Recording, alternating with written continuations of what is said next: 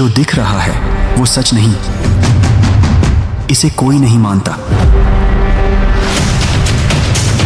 पर सच है, कल्पना कीजिए एक ऐसी दुनिया जहां धर्म, कर्म और विज्ञान मिलकर एक नई सभ्यता का निर्माण करते हैं। क्या इंसान खुद को फिर से गढ़ सकता है? जानने के लिए इस वीडियो को अंत तक जरूर देखें। तो चलिए शुरू करते हैं। सूरज का रंग लाल हो चुका था। आकाश में दूर दूर तक फैली धूल और धुएं की मोटी परत ने उसे एक भयावह रूप दे दिया था। पृथ्वी पर जीवन के अंतिम क्षण चल रहे थे। शहर वीरान हो चुके थे।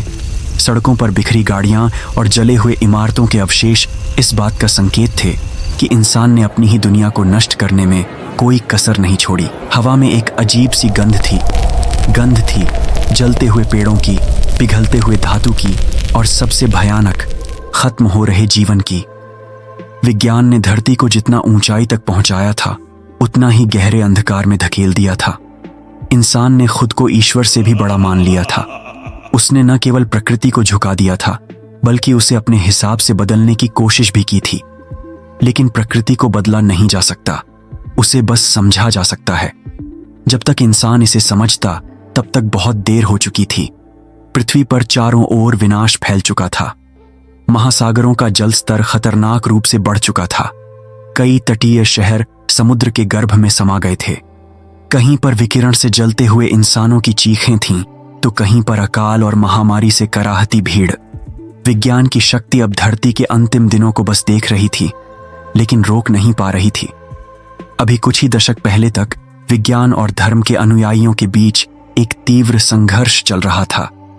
वैज्ञानिक कहते थे कि धरती का अंत प्राकृतिक घटनाओं के कारण होगा, जलवायु परिवर्तन, संसाधनों की कमी और अनियंत्रित प्रौद्योगिकी। जबकि धर्म कहता था कि यह सब एक पूर्व निर्धारित योजना का हिस्सा है। इस संघर्ष ने पूरी दुनिया को दो हिस्सों में बांट दिया था, विज्ञान को मानने वाले और धर्म को मानने वाले। लेकिन जब विनाश अपने चरम पर पहुंचा, तब दोनों को एहसास हुआ कि वे एक ही सत्य के दो पहलू थे। इंसान अंतिम सांसें गिन रहा था। बड़े शहरों में बिजली नहीं थी, पानी दूषित हो चुका था और खाने के लिए कुछ भी शेष नहीं था। मानव सभ्यता ने जितनी ऊंचाइयां छुई थीं, अब वह उसी गति से अंधेरे में गिर रही थी। बड़ी बड़ी कंपनियों के मुख्यालय, जो कभी इंसान की शक्ति और तकनीक का प्रदर्शन करते थे, अब कंक्रीट के ढेर बन चुके थे। कभी गगनचुंबी इमारतों से भरे शहर अब राख और धूल के सिवाय कुछ नहीं थे। धरती के इस संकट काल में जीवित बचे लोगों ने खुद को बचाने के लिए समूह बना लिए थे। हर जगह लूटपाट और संघर्ष छिड़ चुका था। लोगों को अब विज्ञान पर विश्वास नहीं था, न ही सरकारों पर। उन्होंने देखा था कि कैसे उनके नेता सुरक्षित बंकरों में छिप गए, जबकि आम आदमी सड़कों पर मर रहा था। इस विनाश में कुछ ही लोग बचे थे, जो किसी तरह इस तबाही से खुद को बचाए रखने की कोशिश कर रहे थे। इन बचे लोगों में एक था आर्यन, जो कभी एक बड़ा वैज्ञानिक हुआ करता था, लेकिन अब बस एक आम इंसान की तरह जीवित रहने की कोशिश कर रहा था। उसकी आंखों में वह सारे दृश्य बस चुके थे जब वैज्ञानिक प्रयोगशालाओं में बैठे लोग गर्व से कहते थे कि वे धरती को फिर से बना सकते हैं, वे जीवन को नियंत्रित कर सकते हैं। लेकिन जब असली संकट आया, तो उन्हीं प्रयोगशालाओं से निकलने वाले वैज्ञानिक अपने ही बनाए हथियारों और मशीनों के आगे बेबस खड़े थे। आर्यन ने एक बार विज्ञान को ही भगवान मान लिया था, लेकिन जब उसने अपनी ही आंखों के सामने अपने परिवार को खो दिया, जब उसने देखा कि धरती की महानतम मशीनें भी इस संकट को रोकने में असफल रहीं, तब उसे एहसास हुआ कि विज्ञान एक महान शक्ति है, लेकिन वह सब कुछ नहीं है। उधर हिमालय की गहराइयों में कुछ साधु संत अब भी जीवित थे। वे हजारों वर्षों से इस दिन के लिए तैयार थे। उन्होंने भविष्यवाणी की थी कि जब इंसान अपनी ही शक्ति के अहंकार में अंधा हो जाएगा, जब वह अपने ही बनाए नियमों को तोड़कर खुद को ईश्वर समझने लगेगा, तब विनाश अवश्यंभावी होगा। लेकिन वे यह भी जानते थे कि जीवन कभी समाप्त नहीं होता, वह सिर्फ एक चक्र के तहत चलता है। आर्यन और कुछ अन्य जीवित बचे लोग एक पुराने ग्रंथ की खोज में थे, जिसके बारे में कहा जाता था कि उसमें इस विनाश से बचने और एक नए युग की शुरुआत करने का रहस्य छुपा था। यह ग्रंथ वेदों और पुराणों में उल्लेखित था और इसे खोजने की अंतिम आशा थी। वे उत्तर की ओर बढ़े जहां हिमालय के मठों में कुछ दिव्य पुरुष अब भी जीवित थे, जो इस ज्ञान को संजो कर बैठे थे।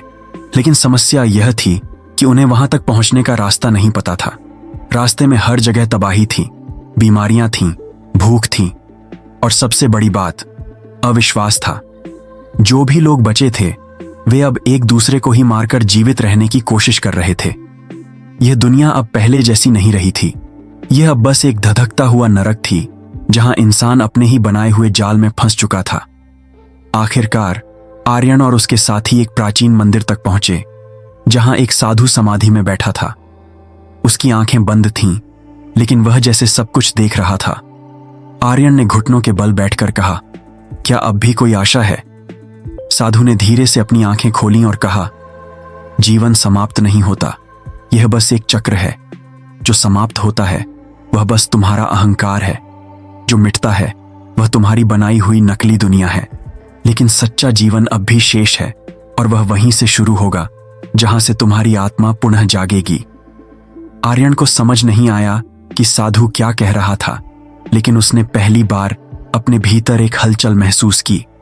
पहली बार उसे महसूस हुआ कि शायद विज्ञान ही सब कुछ नहीं था, शायद कोई और शक्ति भी थी जो इस पूरे ब्रह्मांड को चला रही थी। साधु ने कहा, अब समय आ गया है पुनर्निर्माण का, लेकिन उससे पहले तुम्हें यह समझना होगा कि जो कुछ हुआ वह क्यों हुआ। आर्यन ने पहली बार अपने भीतर झांक कर देखा, और वहां उसे सिर्फ एक ही चीज दिखी, अहंकार का विनाश। यह संसार नष्ट हो चुका था, लेकिन कुछ लोग अब भी जीवित थे। सवाल यह था कि क्या वे अपने पुराने तरीकों को अपनाएंगे या फिर इस बार कुछ नया सीखेंगे। क्या वे फिर से वही गलतियां दोहराएंगे या इस बार सचमुच एक नए युग की शुरुआत करेंगे। शायद इसका उत्तर भविष्य में छिपा था। चारों ओर सन्नाटा पसरा था। पृथ्वी का प्राचीन गौरव अब केवल राख के ढेर में समाया हुआ था। जो कुछ था वह एक जलती हुई स्मृति थी। पुरानी इमारतों की ध्वस्त होती संरचनाएं, उजड़े हुए नगर और निर्जीव पेड़ों की टेढ़ी मेढ़ी शाखाएं जो किसी खंडहर में तब्दील हो चुकी थीं। कहीं भी जीवन का कोई संकेत नहीं था, परंतु यह दुनिया पूरी तरह से समाप्त नहीं हुई थी। राख के भीतर से एक हल्की सी हरियाली उभर रही थी, जैसे कोई छिपी हुई शक्ति इस बंजर धरती में कुछ नया उत्पन्न करने की प्रतीक्षा कर रही हो। आर्यन और उसके साथ कुछ और लोग भी थे जो विनाश से किसी तरह बच निकले थे। यह लोग अब विज्ञान, धर्म और अपने अनुभवों से सीखकर एक नई शुरुआत करने की तैयारी कर रहे थे। लेकिन सवाल यह था कि जीवन को पुनः कैसे बसाया जाए। क्या विज्ञान वही गलतियां दोहराएगा या इस बार उसे सही दिशा मिलेगी? क्या धर्म केवल उपदेश ही देगा या वह एक नई मानवता की नींव रखने में सहायता करेगा? हिमालय की गुफाओं में बैठे संतों ने पहले ही यह भविष्यवाणी कर दी थी कि यह समय आएगा। वे जानते थे कि एक दिन ऐसा आएगा जब मनुष्य अपने ही हाथों से अपनी दुनिया को नष्ट कर देगा और तब उसे फिर से शुरुआत करने का अवसर मिलेगा। परंतु इस बार वह केवल भौतिकता के आधार पर नहीं जिएगा, बल्कि आत्मा के सत्य को भी समझेगा।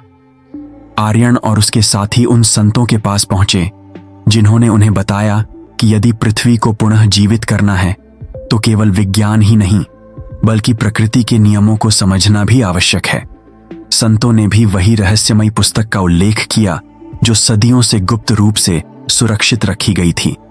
यह पुस्तक किसी भी आधुनिक विज्ञान से परे थी। इसमें प्रकृति के वास्तविक रहस्यों को समझने की विधियां लिखी गई थीं। कैसे मिट्टी को पुनः उपजाऊ बनाया जा सकता है, कैसे हवा को शुद्ध किया जा सकता है, और सबसे महत्वपूर्ण, कैसे पानी को पुनः जीवित किया जा सकता है। आर्यन को यह सुनकर आश्चर्य हुआ। उसने विज्ञान को पढ़ा था, लेकिन कभी यह नहीं सोचा था कि कहीं कोई ऐसी पुस्तक हो सकती है जो प्रकृति के मूल रहस्यों को उजागर करती हो। यह पुस्तक विज्ञान और धर्म के बीच की कड़ी थी। संतों ने उन्हें बताया कि यह पुस्तक एक प्राचीन नगर में छिपी हुई थी जो अब एक बंजर भूमि में दब चुकी थी। लेकिन उसे पाने के लिए केवल बाहरी शक्ति ही नहीं बल्कि आंतरिक समझ की भी आवश्यकता थी। आर्यन और उसके साथियों ने यात्रा शुरू की। वे वहां पहुंचे जहां एक समय में एक भव्य सभ्यता हुआ करती थी, परंतु अब वहां केवल टूटे हुए खंडहर थे। परंतु जैसे ही वे वहां पहुंचे, उन्होंने देखा कि वहां की मिट्टी में हल्की नमी थी। कुछ छोटे छोटे पौधे उग रहे थे। ये एक संकेत था कि पृथ्वी अब भी जीवित थी। उन्होंने वहां खुदाई शुरू की और कुछ ही दिनों में उन्हें वह रहस्यमयी पुस्तक मिल गई।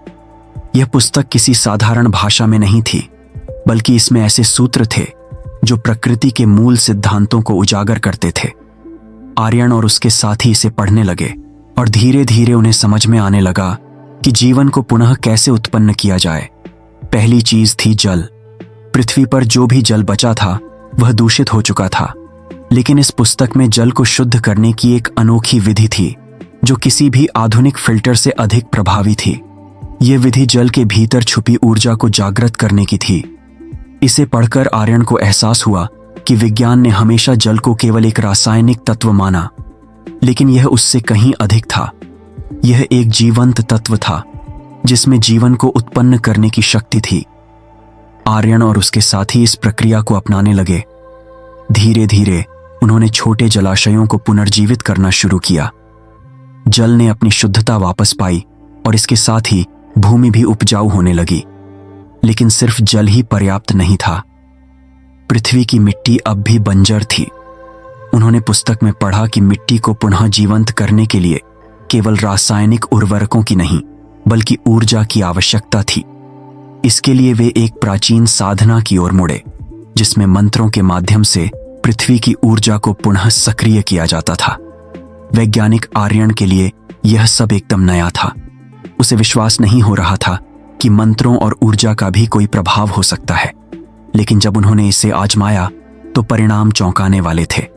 मिट्टी धीरे धीरे अपनी खोई हुई शक्ति वापस पाने लगी। अब जीवन का अंकुरण शुरू हो चुका था। छोटे छोटे पौधे उगने लगे और धीरे धीरे वनस्पतियां भी लौटने लगीं। यह किसी चमत्कार से कम नहीं था, लेकिन यह चमत्कार केवल आध्यात्मिक नहीं था, यह विज्ञान और धर्म के मिलन का परिणाम था। लेकिन यह यात्रा अब भी पूरी नहीं हुई थी। इंसान को खुद को भी बदलना था। जो लोग बचे थे उनमें अब भी पुरानी दुनिया की आदतें थीं, लालच, हिंसा और आपसी मतभेद। लेकिन अब यह तय करना था कि क्या वे फिर से वही गलतियां दोहराएंगे या इस बार वे कुछ नया सीखेंगे। इसी दौरान कुछ और लोग भी इस पुनर्निर्माण की ओर आकर्षित होने लगे। वे लोग जो अब तक अंधेरे में भटक रहे थे, अब आशा की किरण की ओर बढ़ने लगे। धीरे धीरे एक नई सभ्यता की नींव रखी जा रही थी। इस नई सभ्यता के नियम पुराने से अलग थे। यहाँ विज्ञान और धर्म एक दूसरे के विरोधी नहीं थे, बल्कि एक दूसरे के पूरक थे।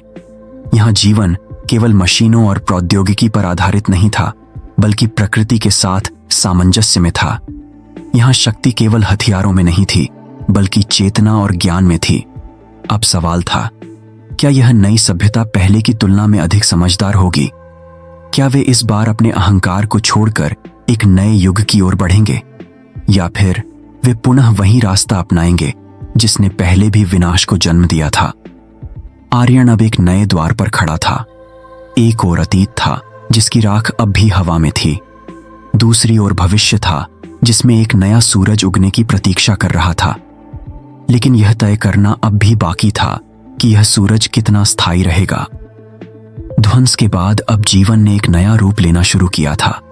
पुराने संसार की राख से एक नई दुनिया आकार ले रही थी। धरती की गहराइयों में छिपे बीज अब अंकुरित होने लगे थे। वे लोग जो विनाश के तूफान से बच गए थे, वे जानते थे कि अब कुछ भी पहले जैसा नहीं रहेगा। उन्हें एक नई सभ्यता का निर्माण करना था, लेकिन यह कैसी होगी? क्या यह भी उन्हीं भूलों को दोहराएगी जिनके कारण पहली दुनिया नष्ट हुई थी, या फिर यह संसार धर्म, कर्म और विज्ञान के समन्वय से कुछ और ही बन जाएगा? चारों ओर एक अजीब सी शांति फैली थी। विनाश के बाद की निस्तब्धता। कभी जीवन से भरपूर रहने वाली यह धरती अब एक विशाल शमशान सी लगती थी। लेकिन इस शमशान के भीतर भी एक हलचल थी, पुनर्निर्माण की हलचल। ये वही समय था जब बचे हुए लोगों ने महसूस किया कि उन्हें केवल जीने के लिए ही नहीं, बल्कि एक नए युग की नींव रखने के लिए चुना गया है। सबसे पहले उन्होंने जीवन को फिर से व्यवस्थित करने का प्रयास किया। पानी और भोजन की खोज शुरू हुई, लेकिन जल्द ही यह स्पष्ट हो गया कि केवल भौतिक संसाधन जुटा लेने से जीवन संभव नहीं होगा। मानवता को अपने अस्तित्व को फिर से परिभाषित करना होगा। यही वह क्षण था जब धर्म और कर्म की नई समझ जन्म लेने लगी। विनाश से पहले धर्म एक ऐसे जाल में उलझ चुका था जहां लोगों ने केवल बाहरी अनुष्ठानों को ही धर्म मान लिया था। कर्म को केवल भाग्य से जोड़कर देखा जाता था। लेकिन अब जब उनके पास सब कुछ शून्य था तो वे समझ गए कि धर्म केवल पूजा पाठ नहीं, बल्कि जीवन को सही दिशा देने वाला मार्ग है। और कर्म केवल भाग्य का खेल नहीं, बल्कि मनुष्य के अस्तित्व की सबसे बड़ी शक्ति है। एक दिन जब सूरज की पहली किरणें नए जीवन की उम्मीद के साथ धरती पर पड़ीं, तब एक वृद्ध साधक ने बची हुई मानवता के बीच खड़े होकर कहा, हमने देख लिया कि असीमित भौतिकता के पीछे भागने से क्या होता है। हमने महसूस कर लिया कि जब धर्म केवल शब्दों तक सीमित रह जाता है तो विनाश निश्चित है। और हमने यह भी सीखा कि जब कर्म केवल स्वार्थी उद्देश्यों के लिए किया जाता है तो संसार अपनी संतुलन खो देता है। लेकिन अब हमें इस गलती को नहीं दोहराना है। उनके शब्द सुनकर सभी मौन थे। कोई कुछ नहीं कह पाया, क्योंकि वे जानते थे कि यह सच है। एक नई सभ्यता के निर्माण के लिए उन्हें इन पुराने सिद्धांतों को फिर से अपनाना होगा, लेकिन एक नए दृष्टिकोण के साथ। अब एक नई प्रक्रिया शुरू हुई, नए समाज की संरचना। इस बार यह समाज केवल भौतिक उन्नति पर आधारित नहीं था, बल्कि नैतिकता, संयम और संतुलन पर केंद्रित था। धर्म की परिभाषा बदल चुकी थी। अब धर्म का अर्थ केवल कर्मकांड नहीं, बल्कि जीवन को एक उच्चतर उद्देश्य की ओर ले जाना था। यह धर्म न केवल आत्मा की शुद्धि के लिए था, बल्कि संसार के कल्याण के लिए भी था। कर्म को भी नए रूप में देखा जाने लगा। पहले लोग कर्म को केवल व्यक्तिगत सफलता और इच्छाओं की पूर्ति के लिए करते थे, लेकिन अब यह स्पष्ट हो चुका था कि कर्म केवल व्यक्ति के लिए नहीं, बल्कि संपूर्ण समाज के लिए होना चाहिए। कोई भी कार्य, चाहे वह छोटा हो या बड़ा, जब तक वह संपूर्ण मानवता के लिए उपयोगी नहीं होता, तब तक वह केवल एक स्वार्थी कर्म ही रहेगा।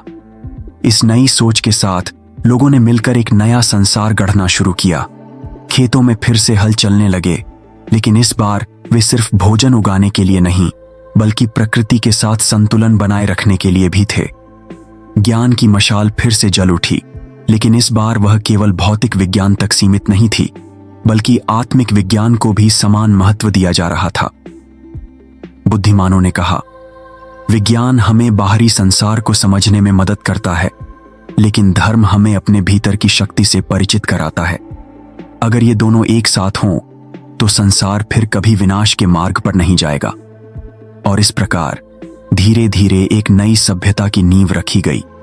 एक ऐसी सभ्यता जो धर्म और कर्म के संतुलन पर आधारित थी। यह समाज न तो अतीत की कट्टरता को अपनाना चाहता था, न ही उस असीमित भौतिकता को जिसने पहले संसार को विनाश की ओर धकेल दिया था। इस नई दुनिया में शिक्षा केवल पुस्तकों में सीमित नहीं थी, यह जीवन का हिस्सा बन गई थी। बच्चों को केवल भौतिक विज्ञान ही नहीं, बल्कि ध्यान, साधना, योग और नैतिकता भी सिखाई जाती थी। कर्म का सिद्धांत उन्हें बचपन से ही समझाया जाता था, ताकि वे यह जान सकें कि हर कार्य का परिणाम होता है, और यदि कर्म शुद्ध है तो जीवन भी शुद्ध होगा। समाज में अब कोई भी कार्य केवल व्यक्तिगत स्वार्थ के लिए नहीं किया जाता था। हर निर्णय यह सोचकर लिया जाता कि इसका प्रभाव 7 पीढ़ियों तक कैसा होगा। यह समझ अब स्थायी हो चुकी थी कि प्रकृति का संतुलन बिगाड़कर कोई भी प्रगति वास्तविक नहीं हो सकती। इसलिए जंगल फिर से उगाए जाने लगे, नदियों को पुनः शुद्ध किया जाने लगा, और मनुष्य ने स्वयं को पृथ्वी का स्वामी नहीं, बल्कि उसका रक्षक मानना शुरू कर दिया। लेकिन यह सब इतना आसान नहीं था। कई लोग थे जो पुरानी दुनिया की आदतों से बाहर नहीं आ पा रहे थे। वे अब भी शक्ति, संपत्ति और नियंत्रण की ओर आकर्षित थे। वे सोचते थे कि यह नया संसार बहुत आदर्शवादी है, और धीरे धीरे वे अपनी पुरानी प्रवृत्तियों की ओर लौटने लगे। लेकिन इस बार समाज ने उन्हें रोका। वे समझ चुके थे कि अतीत की गलतियों को दोहराने से केवल विनाश ही होगा। अब यह संसार केवल मानवता के आधार पर नहीं, बल्कि संपूर्ण सृष्टि के आधार पर बनाया जा रहा था। यह दुनिया कर्म पर चलती थी, और धर्म इसे दिशा देता था। फिर एक दिन जब पूरी सभ्यता अपने नए स्वरूप में आकार ले चुकी थी, तब वह वृद्ध साधक पुनः लोगों के सामने आए और बोले, अब यह समाज एक नया युग जीने के लिए तैयार है। लेकिन याद रखना, यदि धर्म और कर्म का संतुलन फिर से खो गया तो यह संसार फिर से उसी विनाश की ओर बढ़ेगा। हमारा उद्देश्य केवल एक बार पुनर्निर्माण करना नहीं है, बल्कि इसे हमेशा संतुलन में बनाए रखना है। उनकी बातों के साथ ही लोग शांत हो गए। अब यह स्पष्ट हो चुका था कि यह केवल एक समाज का निर्माण नहीं था, यह एक नई चेतना का जन्म था। एक ऐसी चेतना जिसमें धर्म, कर्म और विज्ञान एक साथ चल रहे थे। और यहीं से शुरू हुआ नए युग का वास्तविक आरंभ। एक ऐसा युग जहां मनुष्य केवल अपने लिए नहीं, बल्कि संपूर्ण सृष्टि के लिए जी रहा था। धरती धीरे धीरे अपने पुराने घाव भर रही थी। वृक्षों की जली हुई टहनियों के बीच नए अंकुर फूटने लगे थे। नदियों का जल, जो कभी प्रदूषण से भरा था, अब धीरे धीरे स्वच्छ होने लगा था। जीव जंतु, जो पहले भय से छिपे हुए थे, अब फिर से धरती पर खुलकर चलने लगे थे। मनुष्य ने अपने विनाश से सबक लिया था। अब यह केवल एक नए समाज का निर्माण नहीं था, बल्कि संपूर्ण प्रकृति और विज्ञान के सहयोग से एक दिव्य युग की शुरुआत थी। जो लोग बचे थे वे जानते थे कि अगर इस धरती को दोबारा संजोना है तो केवल भवन निर्माण या खेतों की बहाली से कुछ नहीं होगा। असली पुनर्निर्माण तब होगा जब मनुष्य स्वयं को बदलकर प्रकृति के अनुरूप बना लेगा। पहली बार धर्म और विज्ञान आमने सामने नहीं, बल्कि कंधे से कंधा मिलाकर खड़े थे। विज्ञान, जो अब तक केवल प्रयोगशालाओं और मशीनों तक सीमित था, अब प्रकृति के साथ सहयोग करने के लिए तैयार था। और धर्म, जो केवल ग्रंथों और मंदिरों तक सीमित था, अब मनुष्य के कर्मों में उतरने के लिए तत्पर था। एक गहरी गुफा में बैठे कुछ साधक ध्यानमग्न थे। उनके चारों ओर वैज्ञानिकों का एक समूह खड़ा था, जो अपने उपकरणों और यंत्रों के साथ किसी रहस्य को समझने का प्रयास कर रहा था। दोनों ओर से पूरी निष्ठा थी। एक ओर आध्यात्मिक दृष्टि, दूसरी ओर वैज्ञानिक बुद्धि। पहली बार यह स्पष्ट हो गया था कि अगर इस पृथ्वी को बचाना है तो दोनों को एक होना होगा। साधकों ने बताया कि पृथ्वी की ऊर्जा को समझने के लिए केवल गणनाओं की आवश्यकता नहीं है, बल्कि एक आंतरिक चेतना की भी जरूरत है। वैज्ञानिकों ने यह स्वीकार किया कि उनकी गणनाएं अधूरी थीं, क्योंकि वे केवल पदार्थ को देख पा रहे थे, लेकिन चेतना को नहीं। और यहीं से प्रारंभ हुआ एक ऐसा प्रयोग जिसे पहले कभी नहीं किया गया था। वैज्ञानिकों ने साधकों से ऊर्जा संतुलन के गुप्त रहस्य समझे, और साधकों ने वैज्ञानिकों से प्रकृति की संरचना के बारे में गहरी जानकारी ली। इस सहयोग ने एक ऐसा मार्ग प्रशस्त किया जो इस दुनिया को पहले से कहीं अधिक शक्तिशाली और संतुलित बना सकता था। सबसे पहले पर्यावरणीय सुधार की प्रक्रिया शुरू हुई। पेड़ों की जड़ों में आध्यात्मिक ऊर्जा प्रवाहित की गई, जिससे वे तेजी से बढ़ने लगे। नदियों को शुद्ध करने के लिए केवल रसायनों का उपयोग नहीं किया गया, बल्कि विशेष ध्वनियों और मंत्रों का प्रयोग भी किया गया, जिससे जल की प्राकृतिक संरचना को पुनः संतुलित किया जा सके। वैज्ञानिकों ने चौंक कर देखा कि जब कुछ विशेष ध्वनियां जल के पास उत्पन्न की गईं, तो उसका क्रिस्टल स्वरूप बदल गया। यह वही तकनीक थी जिसका उपयोग प्राचीन काल में किया जाता था, लेकिन आधुनिक विज्ञान इससे अब तक अनजान था। इसके बाद प्राकृतिक संसाधनों का पुनर्निर्माण किया गया। पहले के विज्ञान ने केवल संसाधनों का दोहन किया था, लेकिन अब नया विज्ञान उन्हें पुनर्जीवित करने के मार्ग खोज रहा था। साधकों ने बताया कि धरती केवल खनिजों और धातुओं का भंडार नहीं, बल्कि एक जीवित चेतना है। वैज्ञानिकों ने अब इस दृष्टिकोण को स्वीकार करना शुरू कर दिया था।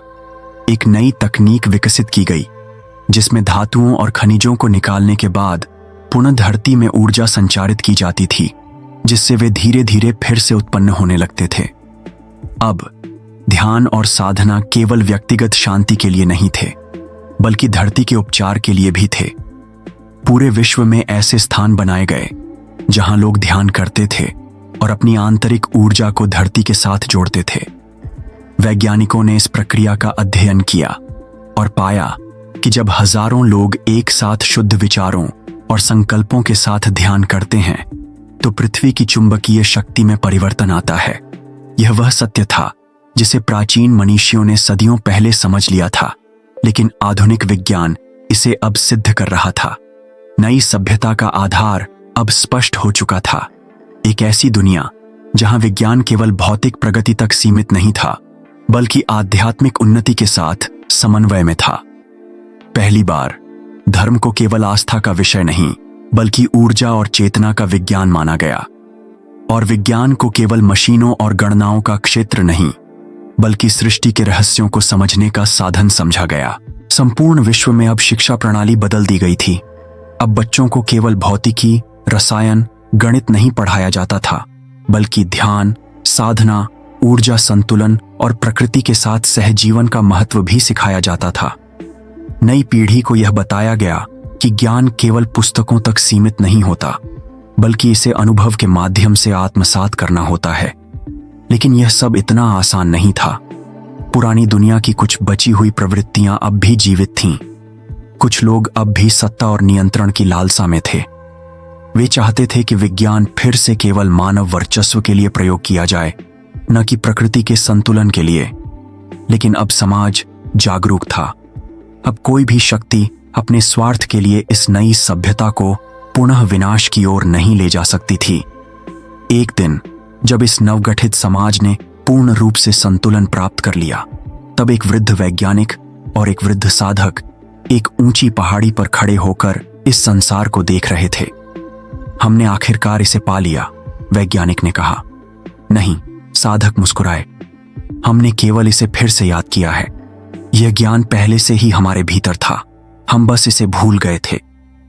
विज्ञान और धर्म का यह दिव्य सहयोग अब पृथ्वी को न केवल पुनः निर्मित कर चुका था, बल्कि इसे पहले से भी अधिक समृद्ध बना दिया था। अब यह दुनिया केवल जीवित नहीं थी, बल्कि चेतना से भर उठी थी।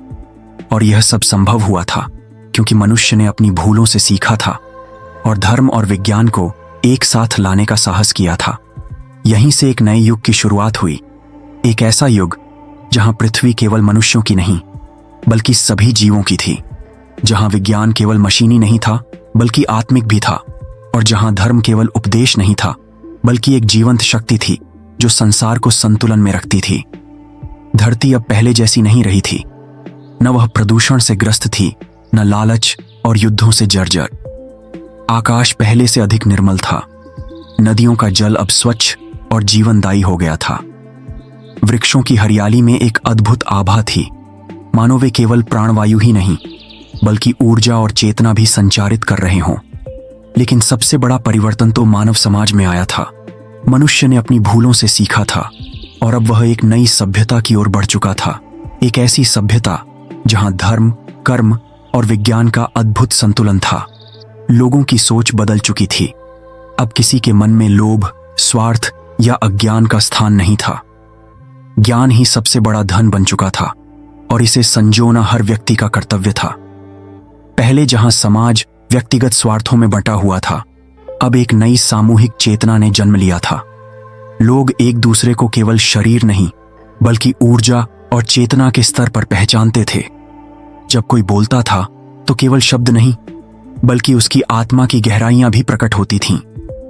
संवाद केवल ध्वनि तक सीमित नहीं था, बल्कि हृदय से हृदय तक प्रवाहित होने वाली तरंगों के रूप में विकसित हो चुका था। नया समाज केवल भौतिक संरचनाओं पर आधारित नहीं था।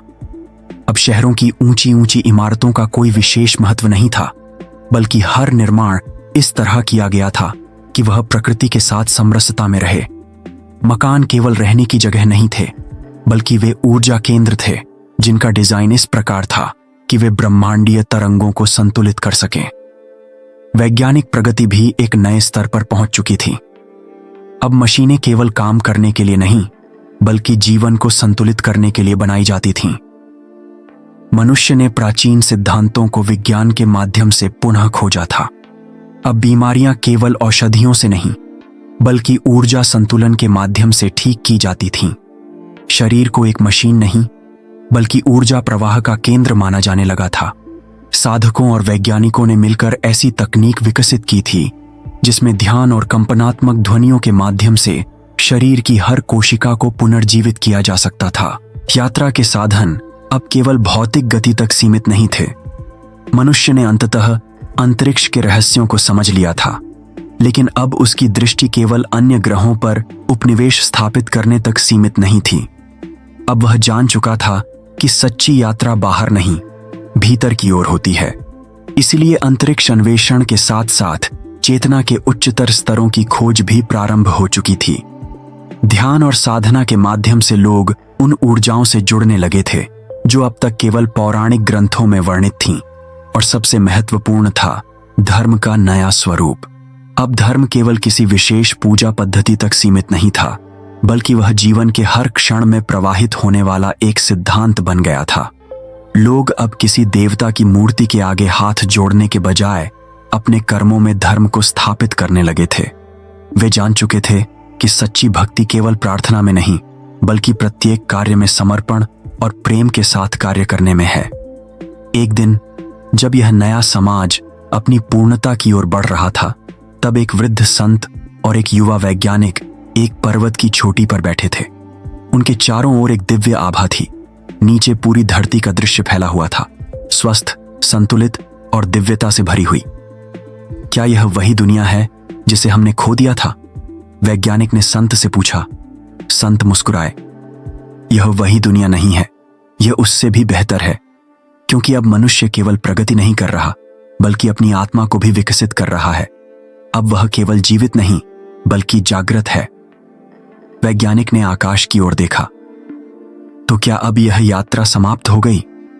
यात्रा कभी समाप्त नहीं होती, संत ने उत्तर दिया। यह तो केवल एक नया प्रारंभ है। अब हमें और आगे बढ़ना है, उस सत्य की ओर जो इससे भी परे है। युवा वैज्ञानिक ने संत की ओर देखा और धीरे धीरे उसकी आंखों में वह समझ आ गई जिसकी वह अब तक खोज कर रहा था। इस नए संसार में मनुष्य ने न केवल धरती को पुनर्जीवित किया था, बल्कि स्वयं को भी पुनः खोज लिया था। अब उसके पास शक्ति थी, लेकिन वह उसका दास नहीं था। उसके पास विज्ञान था, लेकिन वह अहंकार में अंधा नहीं था। उसके पास धर्म था, लेकिन वह कट्टरता में सीमित नहीं था। यह दुनिया अब केवल एक सभ्यता नहीं थी, बल्कि एक चेतन यात्रा थी। मानवता अब अपने सर्वोत्तम स्वरूप की ओर अग्रसर थी, और इस यात्रा का कोई अंत नहीं था। केवल नए द्वार थे जो हर मोड़ पर खुलते चले जा रहे थे।